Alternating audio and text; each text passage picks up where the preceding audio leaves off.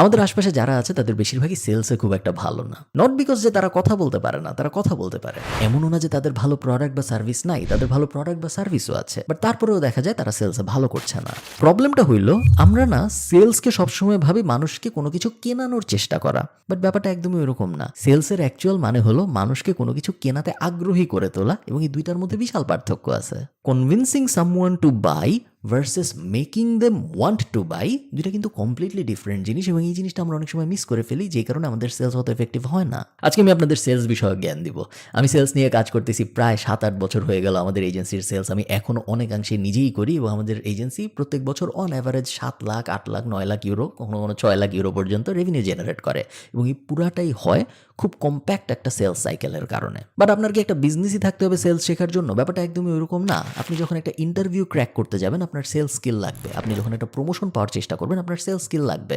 Even personal লাইফে বাপ মার সাথে কথা বলতে, জামাই বউয়ের সাথে কথা বলতে, বয়ফ্রেন্ড গার্লফ্রেন্ডের সাথে কথা বলতে, সব ক্ষেত্রেই আপনার সেলস স্কিল অত্যন্ত গুরুত্বপূর্ণ, এবং আপনার সেলসের স্কিল যদি ভালো হয়, সেই ক্ষেত্রে বেশিরভাগ সময় আপনি দেখবেন আপনি যা চাচ্ছেন কোনো একটা পার্টিকুলার সিচুয়েশনে, ওই জিনিসটাই হচ্ছে, এবং বাকিরা রিয়ালাইজও করতেছে না কেন ওই জিনিসটা হচ্ছে।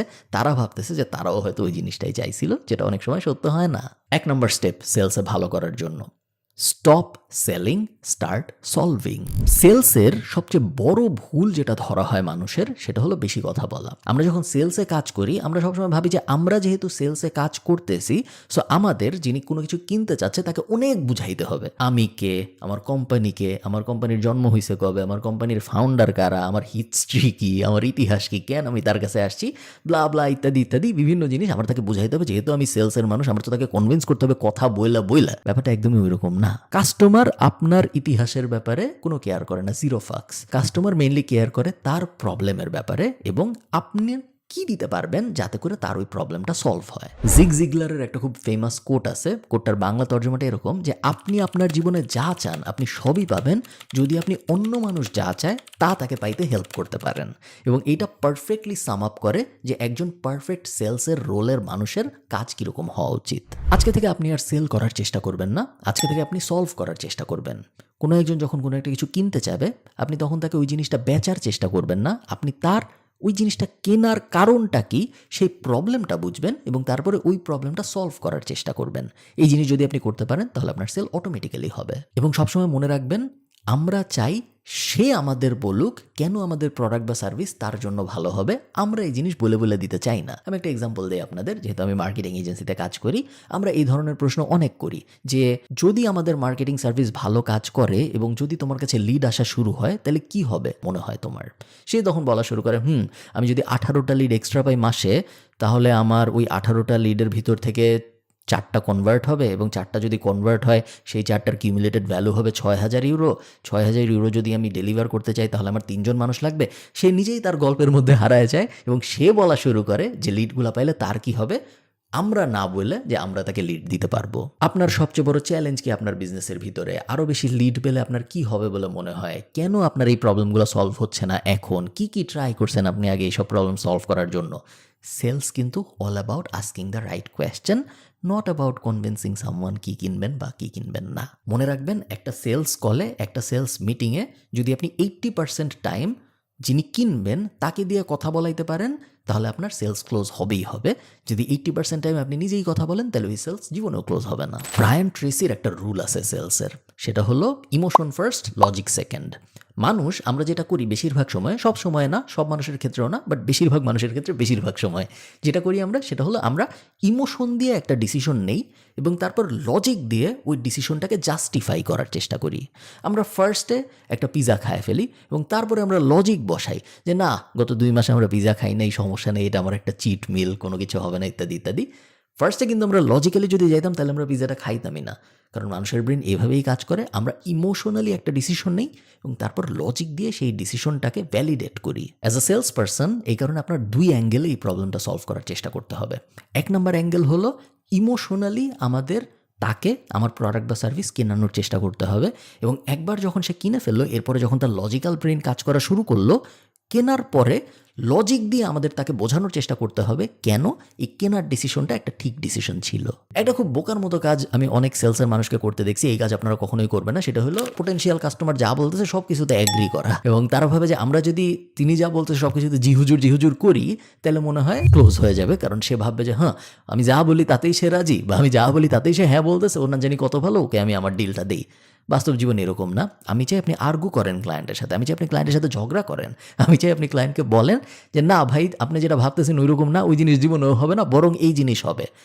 কন্ট্রারিয়ান মানুষজন যারা আর্গু করে, যারা নিজেদের পজিশনের ব্যাপারে স্ট্রং ওপিনিয়ন দেয়, তারা সবসময় সেলসে ভালো করে কম্পেয়ার টু যারা শুধু হ্যাঁ হুজুর করতে থাকে। অ্যালেক্স হরমোজির কিছু সেলস বিষয়ক বই আছে, সো ওর 100 মিলিয়ন অফার, 100 মিলিয়ন সেলস ইত্যাদি তো আপনারা পড়েছেন আমি জানি, বা না পড়ে থাকলে অবশ্যই পড়বেন। বাট ওর অফারের বইটায় একটা খুব ইন্টারেস্টিং সেলস হ্যাক আছে যেটা আমার মনে হয় আপনাদের কাজে আসবে। সেটা হলো building a grand slam offer. আপনার অফারটা, আপনি ক্লায়েন্টকে যা বিক্রির চেষ্টা করতেছেন, অফারটা যদি খুব স্ট্রং হয় সেই ক্ষেত্রে অন্য অনেক কিছু ঠিক নাও হইতে পারে, বাট তারপরেও জাস্ট বিকজ অফারটা অনেক স্ট্রং ওই ক্লায়েন্টটার কনভার্ট হয়ে যাওয়ার চান্স অনেক বেশি। যেমন ধরেন আমি যদি আপনাকে আজকে বলি যে ভাই আমি আপনার জন্য ফেসবুক ম্যানেজ করে দিব, বদলে আপনি আমাকে মাসে 10,000 টাকা দিবেন। এটা খুব একটা স্ট্রং অফার না, এবং বেশিরভাগ মানুষের কিন্তু এই জিনিসে রাজি হওয়ার কথা না। বাট আপনি জিনিসটা এভাবে চিন্তা করেন, আমি সেম জিনিসটাই আবার একটু ঘুরায় বলতেছি এখন। ভাই আপনার তো একটা পেজ আছে, এবং আপনার পেজের জন্য নিশ্চয়ই আপনার অনেক কাজ করতে হয়, হয় না? আপনি সারাদিন পেজ অ্যাক্টিভলি ম্যানেজ করেন, কমেন্টে রিপ্লাই দেন, নতুন পোস্ট আপডেট করেন ইত্যাদি ইত্যাদি। আমি আপনার জন্য 2 মাস ফ্রি কাজ করব। প্রত্যেক দিন আমি 8টা ক্রিয়েটিভ বানাবো, প্রত্যেক দিন আমি আমার ইনবক্সে মেক শিওর করবো ইনবক্স যেন প্রত্যেক দিন 0-তে যায়, এবং আমি চেষ্টা করব গত 3 মাসে আপনার যত বিক্রি হয়েছে তার ডাবল বিক্রি করতে, জাস্ট এই 8টা পোস্ট প্রত্যেক দিন করে করা, এবং প্রত্যেক দিন আপনার ইনবক্স ম্যানেজ করা এবং কমেন্ট ম্যানেজ করা দিয়ে। যদি 2 মাস পরে দেখা যায় যে আমি যা করতেছি তাতে আপনার সেল আসলেই বাড়ছে, আপনি তো অলরেডি জানেন যে আপনার গত মাসের সেল কত ছিল, এবং আপনি এই 2 মাস ট্র্যাক করতে পারবেন আপনার সেল কত হবে।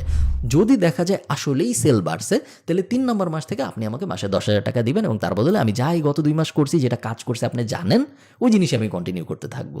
সেম জিনিস, জাস্ট আমি 2 মাস স্যাক্রিফাইস করলাম এবং আমি একটা গ্র্যান্ড স্ল্যাম অফার বানাইলাম। অনেক বেশি মানুষ কনভার্ট হবে, এবং অনেক বেশি মানুষকে প্রতিনিয়ত কনভার্ট করতেছে মানুষ এরকম অফার দিয়ে। সেলসের একটা খুব গুরুত্বপূর্ণ ব্যাপার হলো mastering the art of closing.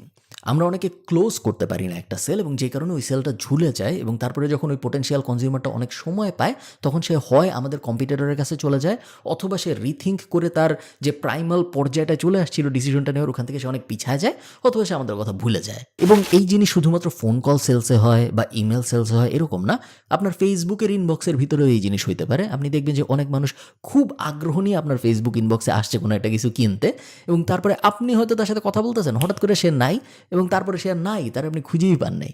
কেন হয়েছে? কারণ আপনি ঠিকমতো তাকে ক্লোজ করতে পারেন নাই। মনে রাখবেন, যদি আপনার ইমিডিয়েট লসও হয়, যদি আপনার 10% ডিসকাউন্ট দিতে হয়, আমরা অনেক সময় এটা করি যে what would it take for you to take that decision right নাও।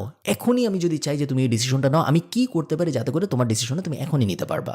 আমরা যেহেতু মার্কেটিং এজেন্সি চালাই, সো অনেক সময় এমন হয় যে আমাদের ক্লায়েন্টরা বলে আমি আমার ওয়াইফের সাথে কথা বলে জানাবো, আমি আমার বিজনেস পার্টনারের সাথে কথা বলে জানাবো, এবং আমরা জানি যে এইগুলো যখন বলতেছে তখন ওই সেলটা ঝুলে যাওয়ার চান্স বাড়তেছে। তখন আমরা বলি আমরা এই মুহূর্তে কি করতে পারি যাতে তোমার ডিসিশনটা এই মুহূর্তে নিতেই হেল্প হবে।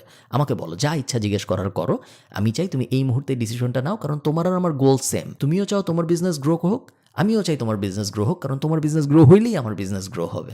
সো আমি কি করতে পারি এই মুহূর্তে? আচ্ছা ঠিক আছে, আমরা ক্লোজ করি, তারপরে তুমি যে তোমার পার্টনারের সাথে বা তোমার জামাই বউয়ের সাথে কথাবার্তা বলো। বাই এনি চান্স যদি তোমার তারপর কালকে এসে মনে হয় যে না এটা আমি করবো না, 100% রিফান্ড, নো কোয়েশ্চেন্স আস্কড।